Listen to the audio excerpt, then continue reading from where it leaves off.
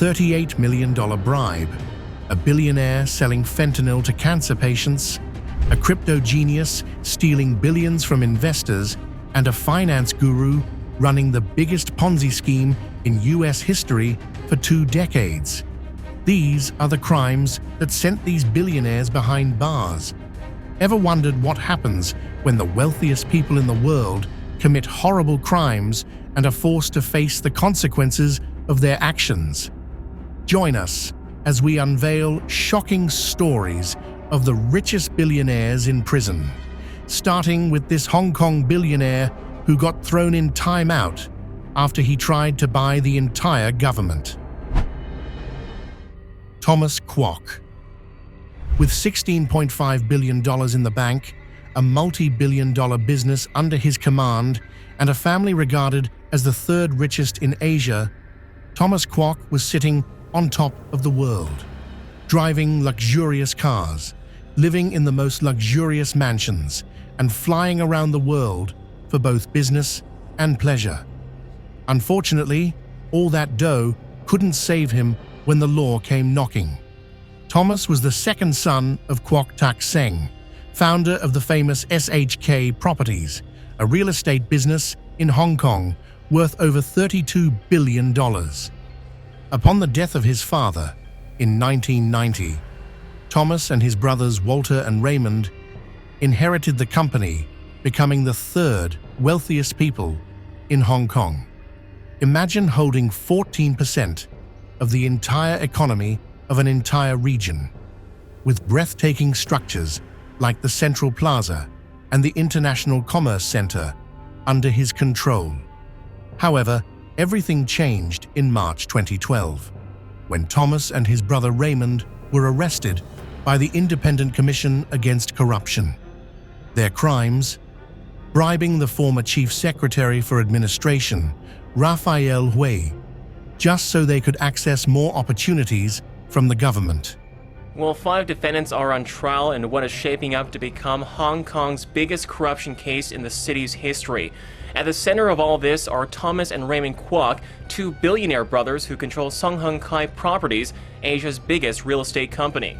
For $1.1 million, Thomas bought the loyalty of a top government official. This way, he secured trusted eyes and ears in government so he could obtain classified information whenever he wanted. But why would a man worth billions of dollars risk his legacy and reputation by playing on the wrong side of the law? The trial was public, and the final decision unchallenged by anyone. By December 2014, Thomas Kwok was convicted of conspiracy to commit misconduct in public office. But as for Raymond, he got lucky and was cleared of all charges. For his crimes, Thomas was sentenced to 5 years in prison, a far cry from the lavish lifestyle he's been used to.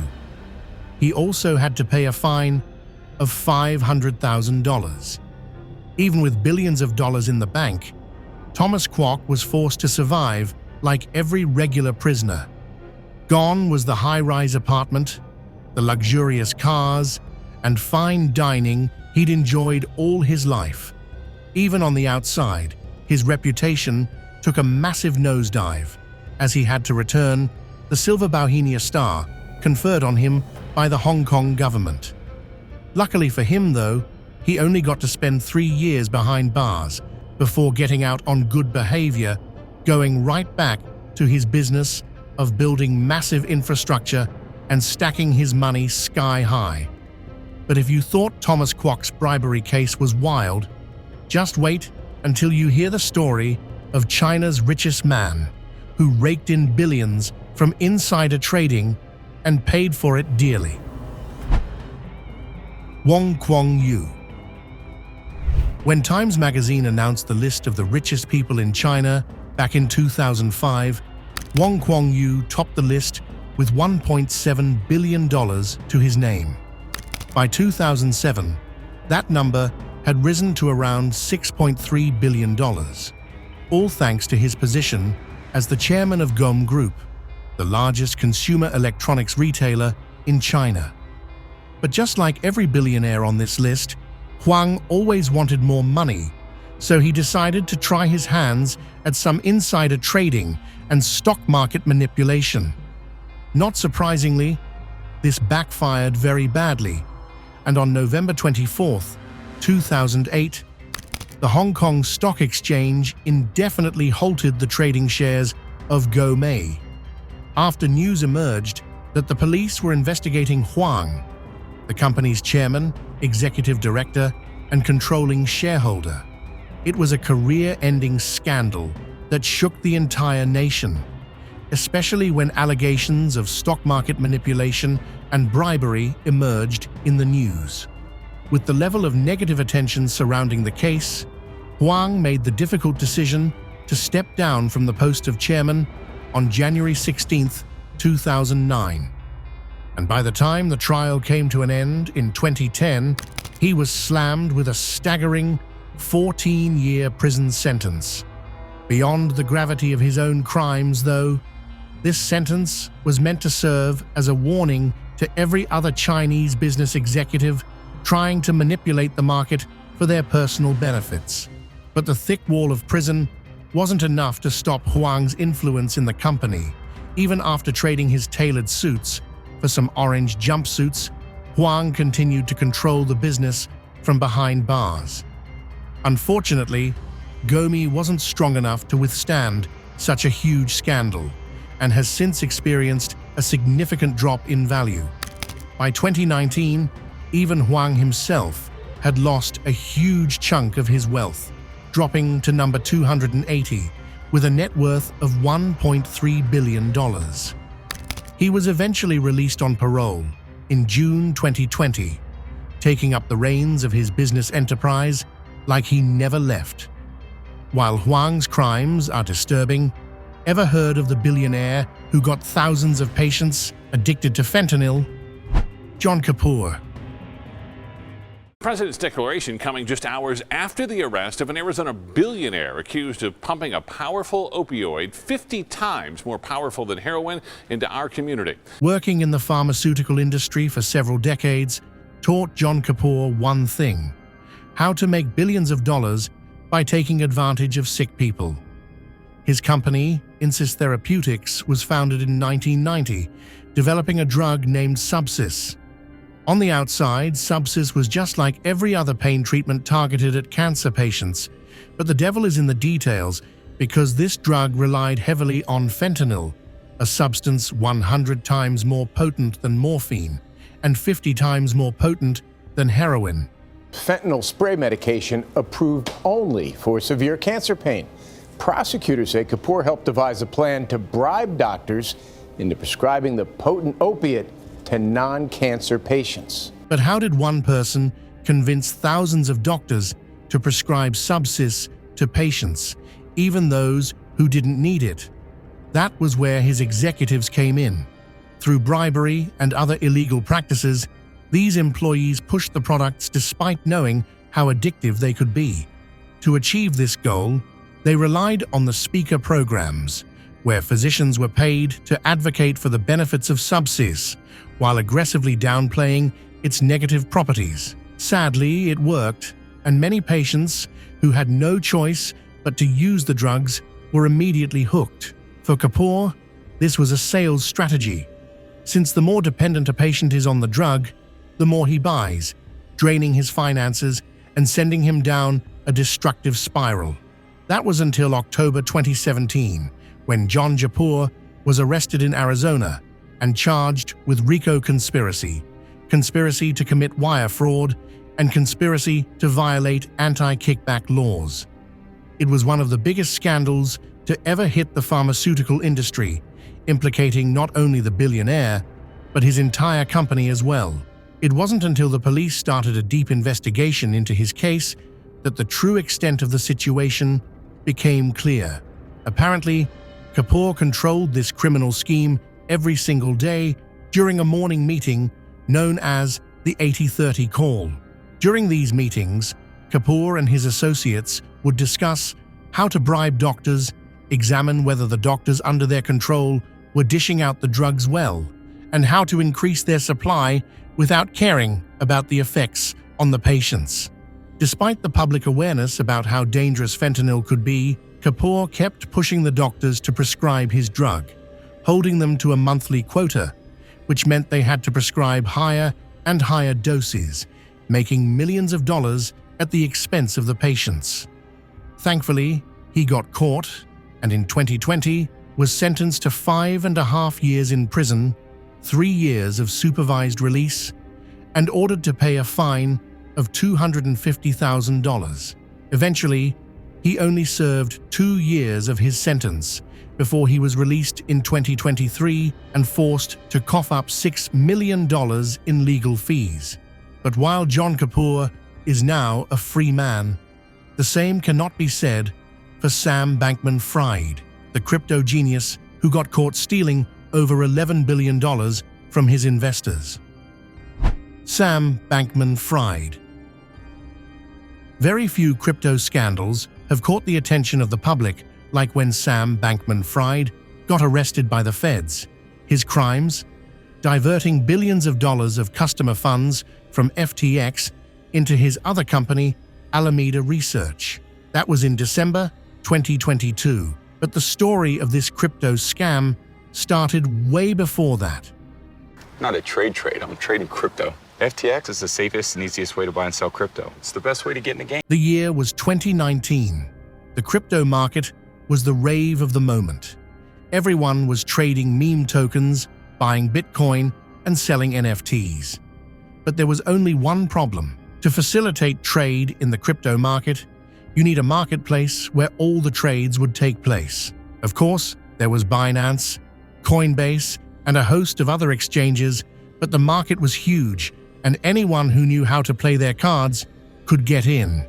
That was where FTX came into the picture. In April of 2019, Sam Bankman-Fried founded the FTX cryptocurrency exchange, and by the following month, it was already in full swing. Within a few months, FTX moved from a new player in the crypto market into a massive empire worth $32 billion. They got celebrity endorsements, secured a spot at the 2022 Super Bowl, and Bankman-Fried became the man of the moment. To the world, he was a genius, a crypto bro unlike anyone the world has ever seen, the man who would usher the world into a new era of financial freedom. Sadly, this fantasy came crashing down a few days to Christmas in 2022, when Sam Bankman-Fried was arrested in the Bahamas. The once crowned king of crypto, now adorned in handcuffs. Former billionaire FTX founder Sam Bankman-Fried, arrested in the Bahamas today. It turns out he was taking money out of the exchange and funneling it straight into his investment business while running FTX like a Ponzi scheme. For context, this man spent $200 million of investors' money on real estate, along with other wild personal investments. That's not all, though. To gain some political protection, he kept throwing racks on racks at both Democrat politicians and Republicans, about $100 million to be precise. When the consequences came calling, though, none of them could help him. 7 counts of fraud and conspiracy charges. That was all it took to send Sam Bankman-Fried away for the next 25 years. By the time he was sentenced, FTX had collapsed totally, and everyone who threw their hard-earned cash into the exchange was left holding the bag. He was also required to pay a total of $11 billion to his investors, although we're still not sure if he'll ever pay up. Stealing billions is bad enough, but what happens when a billionaire gets caught, pants down, with a minor? S. Curtis Johnson.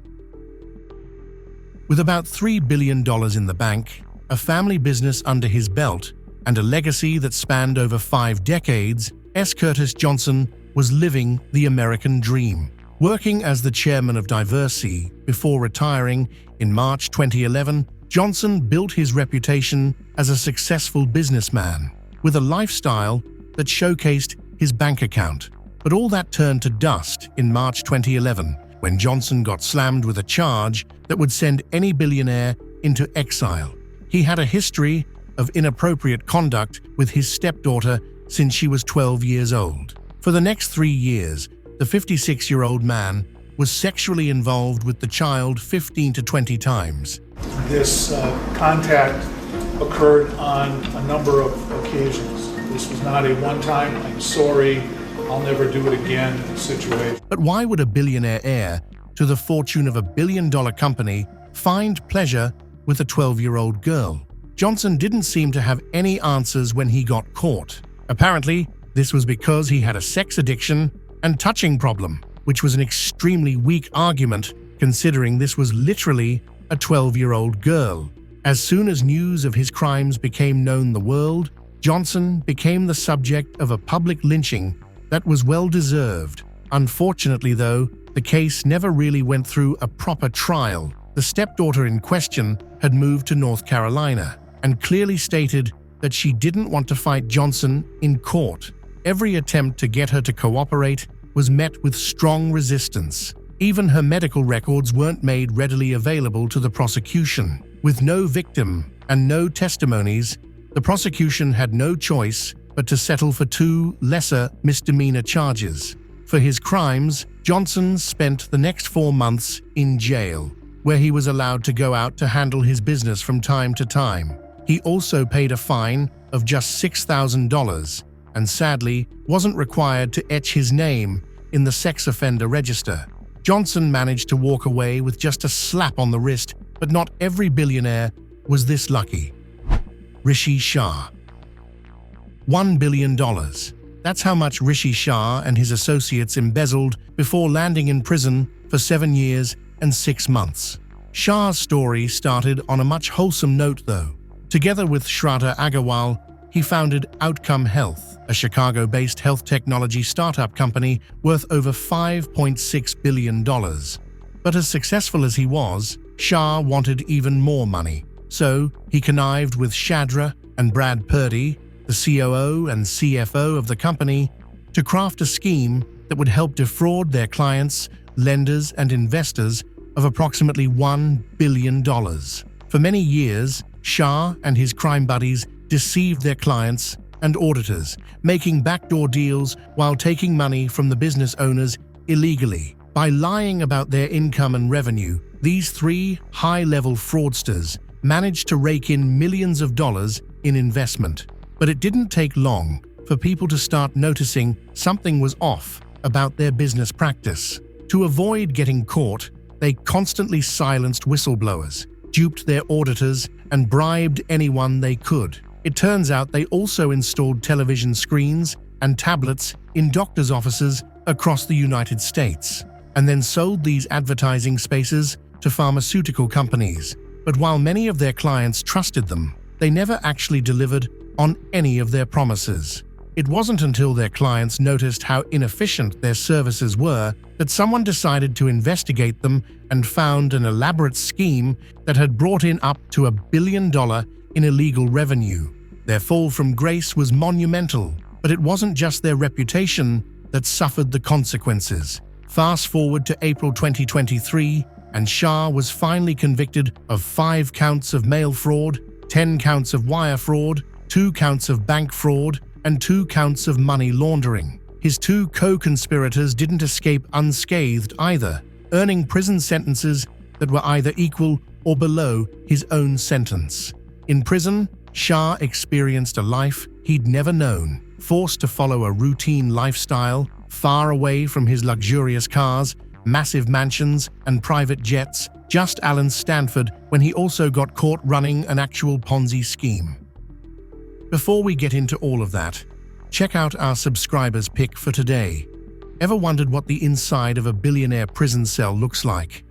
This leaked image might offer us a glimpse into what happens to the richest billionaires in prison. It's a no-brainer that they won't be thrown into the general population like everyone else. After all, they could be seen as easy targets for common criminals trying to even a score.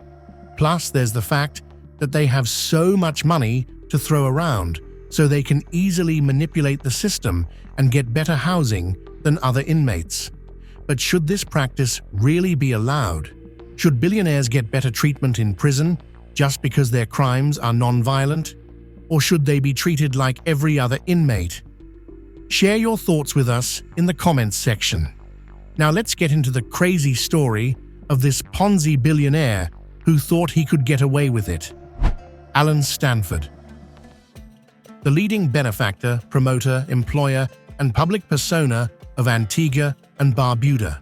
Those were the words the Houston Chronicle used to describe Alan Stanford back in February 2009. To the world, this billionaire was a hero, a visionary, who built a massive empire to serve the people.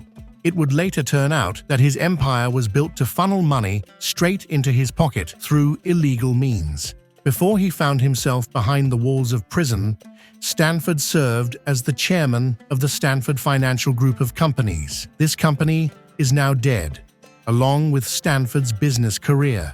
But in his glory days, Stanford was worth $2.2 billion, which meant he had more than a few millions to splash on politicians in the United States, Antigua, and several other countries. His goal?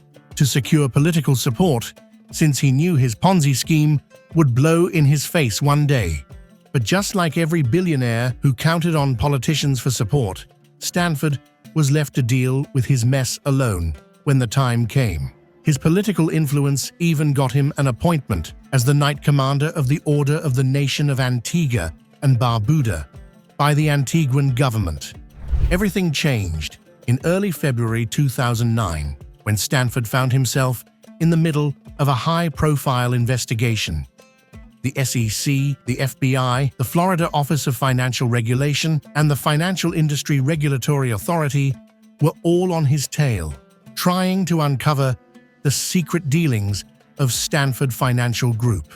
Apparently, Stanford International Bank was consistently making higher-than-market returns for its depositors, which definitely didn't make any sense unless some illegalities were involved. It turns out they were actually right. On February 17, 2009, the FBI raided the offices of Stanford Financial, where they uncovered one of the largest Ponzi schemes in modern history. When Stanford saw that the secret was out, he tried to flee the country to Antigua on a private jet. But the plan failed after the private jet owner refused to accept his credit card. He was eventually arrested in June 2009. The government took over his banks, and the trial was underway. While waiting for his sentencing in September 2009, Stanford was attacked by another inmate at the Joe Corley detention facility in Conroe. Thankfully, his injuries were not life-threatening, and he still managed to stand trial. However, his case wasn't that simple, and it wasn't until 2012 before a judge would finally convict him of masterminding a Ponzi scheme. At first, the prosecutor wanted him gone for 230 years, but his lawyers tried to shorten it to only 44 months. That didn't work out though, as he ended up bagging 110 years in prison, which means he'll probably die in prison. He was also asked to forfeit $5.9 billion, $5.9 billion in illegal profits, and $861 million in interest. On top of that, he also had to pay an extra fine of $5.9 billion. But if you thought Stanford's criminal enterprise was outrageous, wait till you hear the story of the Israeli billionaire who manipulated the stock markets to make hundreds of millions of dollars for himself. Noi Danner. At 62 years old, Noi Danner was one of the richest men in Israel. His net worth of $1 billion allowed him to associate with some of the most influential businessmen in the world. But while Danner seemed like a proper businessman on the outside, his billions weren't as clean as they looked. When investigators looked into his private affairs, they found a long history of stock manipulation and other financial fraud, through which he raked in hundreds of millions of dollars. His sentence wasn't really long though, as he was only required to spend 1 year in prison, which was also suspended. His fine of $209,000 wasn't that impressive either, but his co-defendant had it even better. Ite Strum, the owner of the company that manages assets for wealthy families, was sentenced to a single year in prison, a year's suspended sentence, and a fine of approximately $130,000. Both Danner and Strum were facing the consequences of their involvement in insider trading in the run-up to a stock flotation for Danner's holdings company, IDB Group, back in 2012. As the story goes, Danner found himself in massive debt with the banks and was struggling to raise cash or get more loans. So he did what anyone in his position would do: manipulate the stock market to raise enough money to get him out of trouble. The only problem was that this was a crime, even in Israel. At first, the prosecution tried to send him away for 3 to 5 years, but the judge claimed his crimes only qualified for 20 to 42 months behind bars. Perhaps it was due to Danner's history of philanthropic activity, which totaled over $10 million, or the 50 letters and character recommendations from senior Navy commanders and other public figures vouching for his character. This was probably why he managed to escape spending too much time in prison. Sadly, this public support wasn't enough to save his business, unlike this Russian billionaire who still continued building his empire once he was out of prison. Pavel Lebedev. Lifting a financial company out of crisis in 1998, when other companies were turning to dust, cemented Pavel Lebedev's legacy as a business genius. As the brain behind the $30 billion Yukos empire, Lebedev made enough fortune to become one of the richest men in Russia. However, this glorious legacy would quickly be forgotten as he became embroiled in one of the biggest scandals ever recorded in Russia's business circle.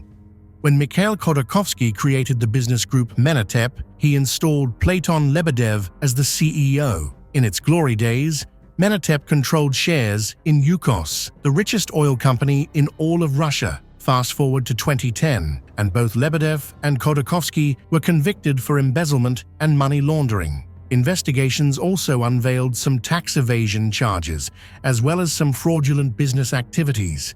Together, they bagged a 14-year sentence, forced to abandon their luxurious lifestyles. For years, they stood at the pinnacle of success in Russia. But within just a few years, both men lost their status. Luckily for Lebedev, though, his sentence was eventually reduced by 3 years and 4 months, and he has since been released from prison. But here's where things get interesting. You see, for many who followed the legal proceedings, it seems as though both men were victims of targeted harassment by the Russian government. For one, several pieces of evidence that could win them their freedom were left out during the trial, added to the fact that the court didn't allow the defendants to examine and cross-examine the witnesses. It was like a perfect plot to keep them locked away for as long as possible, and sadly, it worked. But while Lebedev may be able to claim innocence based on technicalities, the same cannot be said for the executive chairman of Samsung and his legal drama that shook the entire nation of South Korea. J.Y. Lee. Did you know that the current richest man in South Korea once spent 207 days in prison? This is J.Y. Lee, the former chairman of Samsung Electronics, who inherited the family business, raking in $11.5 billion for himself. But in January 2017, he got into legal trouble with the Supreme Prosecutor's Office of the Republic of Korea after they accused him of bribery, embezzlement, and perjury. After he was arrested, Lee was locked in a room with investigators for 22 straight hours as they tried to extract a confession from him. He wasn't the only one who got implicated, though. Even the former president of South Korea, Park Geun-hye, was impeached during the legal drama after he was accused of receiving bribes of up to $38 million from the billionaire. When Lee was formally indicted in February 2017, the whole country was left in shock. As the story goes, this huge bribe was offered in exchange for government help in securing a merger that would significantly increase Samsung's influence. Fast forward to August 2017, and Lee was found guilty by a 3-judge panel in a Seoul Central District Court. His sentence was pegged at 5 years, but was later reduced to 2.5 years in February 2018. Luckily for him, though, he got out less than a month after he got in. Unfortunately, that still wasn't the end of the legal drama, because in January 2021, the case went right back to court. This time, he was hit with a sentence of 2 years and 6 months. But then again, this was a former chairman of Samsung, one of the largest companies in the world with influence everywhere. So it only took a few months before he got pardoned and was released on parole. Thank you for watching. See you in the next one.